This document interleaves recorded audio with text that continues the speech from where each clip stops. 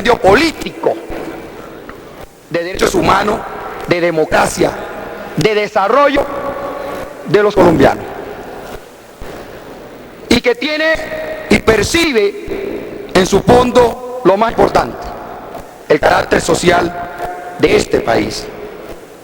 Que su propósito es lograr el bienestar indudablemente de todos los colombianos, contemplado en esos 90 artículos principales y primeros de esa Constitución.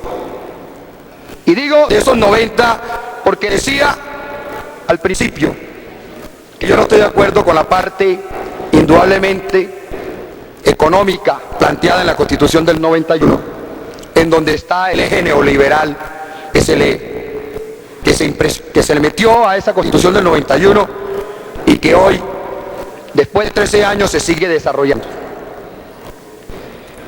Frente a ese Estado, del Estado Social de Derecho, nos vamos a enfrentar, que contempla todos los artículos que ustedes conocen, las discusiones que tenemos sobre los nuevos proyectos de ley que se han presentado a este Congreso.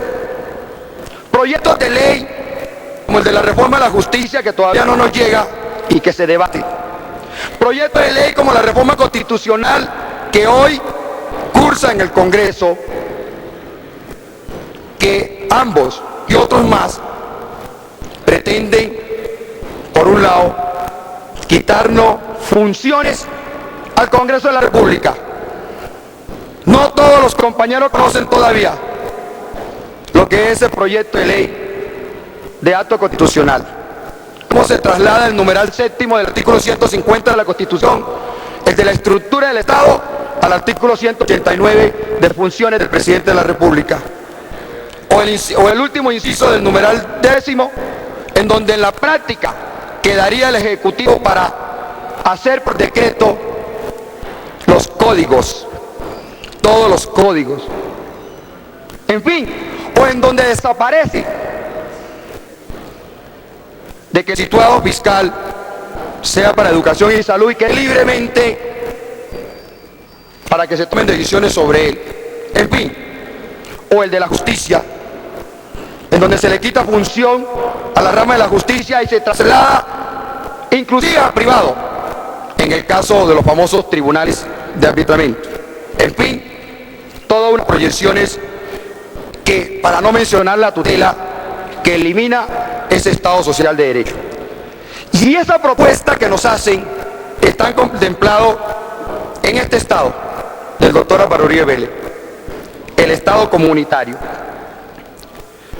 Un Estado que plantea, contrario a lo que otros piensan, la descentralización, porque se dice que lo más importante es la participación de la ciudadanía, y de eso sí estamos seguros, que porque hay limitaciones en la pobreza, la gente tiene que tener claro esas limitaciones, pero debe participar de ellas.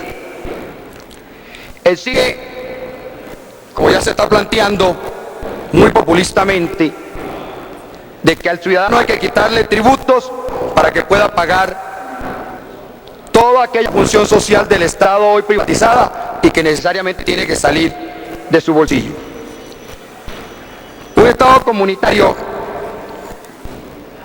planteado y mostrado fundamentalmente en lo que tiene que ver en la superación de la pobreza, de acuerdo a un economista de la India, con la participación de los pobres, pero donde lo fundamental no es tanto la participación como el hecho de que los pobres miren a ese Estado como un dador de recursos o responsable de la función social que debe ejercerse en un país. Ese es el fondo teórico de ese Estado comunitario planteadas en todas estas propuestas que hemos dicho. Pero lo esencial, como se ha demostrado hasta ahora,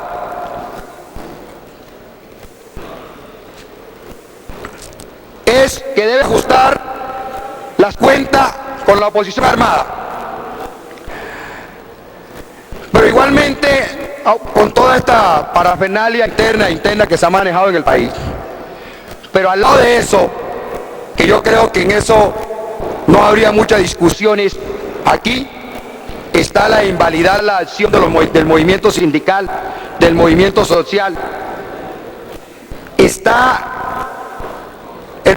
propagar la especie de respeto de la corrupción de la que es portador el Congreso de la República, que siempre nos señalan a nosotros, como lo decía ahora Germán Navas Talero, y todas las elecciones populares, como si el cáncer de lo que sucede en este país estuviera en lo que hacemos representación en Colombia.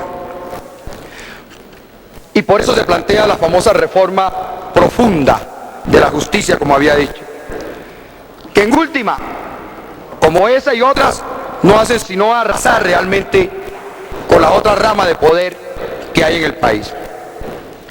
Y lo más complicado, la militarización de la vida nacional. Y aquí hay un debate ideológico para poder entender en dónde está el problema de la injusticia. Un debate ideológico que todavía no sale a la opinión pública. La política de seguridad democrática, que se basa fundamentalmente en la concesión del terrorismo. Y la discusión ideológica nace cuando se desconoce realmente el problema de la injusticia. Hoy, en todas partes, se nos pretende y se nos dice, además, que el problema de nuestra guerra, o lo contrario, que el problema de nuestra pobreza y nuestros problemas económicos, sociales y estructurales es responsabilidad de la guerra, de unos actores terroristas que han cometido actos terroristas y que yo digo que han cometido actos terroristas. Pero ese terrorismo difuso nacional e internacionalmente, en que nadie todavía puede definir, desconoce que esta es una guerra de 54 años. Desconoce que es una guerra que nace por la exclusión. Desconoce que esto es una guerra que nace por la injusticia social en el país. Esa es la razón, es todo lo contrario. No es que la guerra sea responsable de la injusticia social que hay en el país, es la injusticia social la que ha generado la guerra. La guerra es una consecuencia de ese proceso. Pero además se hace, y afortunadamente lo podemos ver, para sostener cosas insostenibles. Este es un documento del compañero Luis Fernando Velasco, titulado para su universidad ¿Qué tan cerca estamos de una salida negociada del conflicto? Y una parte de ese debate ideológico lo resume en estas frases del compañero Luis Fernando Velasco, representante a la Cámara por el Cauca, y dice: dejar de comentar cómo las FARC son anteriores al boom del narcotráfico, y el verlas y enmarcarlas hoy como simple narco, sin historia ni política, no solo es simplista, sino que dificulta la comprensión del problema y la construcción de alternativa para la solución del mismo. ¿De cuál problema? De la injusticia social en este país.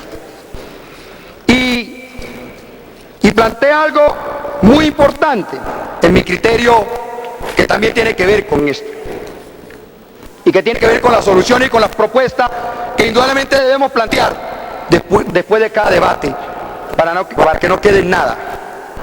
Parecería que por lo pronto las élites se la juegan por un mayor esfuerzo militar que haga que unas futuras negociaciones sean más baratas para sus intereses, y prefieren hacer una inversión en el impuesto patrimonial que vale la pena disgregar para examinar qué porcentaje del mismo lo aportaron las empresas públicas de servicio, y con ello tener datos exactos de con cuánto financiación, lo más humilde, le ponen a la guerra.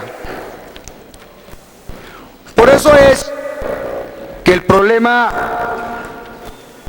de la seguridad democrática y los elementos en que están planteados tienen que ver con este problema de la injusticia. Diseñada para hacer frente a todos los factores de la inseguridad, pero no son todos. Además de la guerrilla, hay unos factores a los cuales no le hace frente, que nos crea los datos estadísticos que vamos a mostrar, como son los agentes estatales violadores de los derechos humanos, que aquí vamos a mencionar algunos ejemplos con nombres propios, los grupos paramilitares, y se van a llevar mucha de sorpresa a ustedes con lo que aquí vamos a plantear frente a ello.